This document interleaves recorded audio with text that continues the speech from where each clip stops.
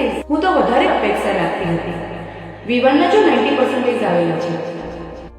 Parents, શું તમે પણ માર્ક્સને તમારા રિલેશન કરતાં વધારે મહત્વ આપો છો?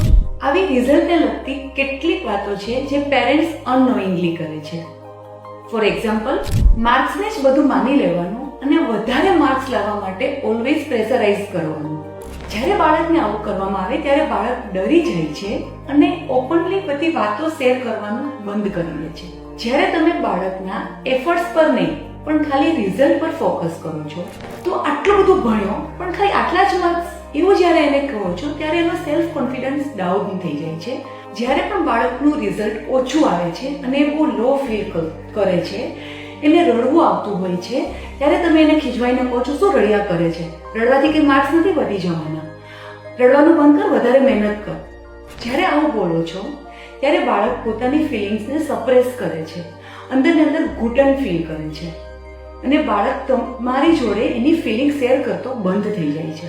પેરેન્ટ્સ, રિમેમ્બર, માર્ક્સ સુધરી જશે, રિઝલ્ટ પણ સારું આવી જશે, પણ તમારા એ સમયના રિએક્શન, તમારા શબ્દો બાળકને હંમેશા માટે એના દિલમાં યાદ રહી જશે. માર્ક્સ ઇમ્પોર્ટન્ટ છે, પણ તમારા અને તમારા બાળકના રિલેશન કરતાં વધારે નહીં. આવી પાવરફુલ ટિપ્સ માટે ફોલો કરો જર્ની વિથ દીપક.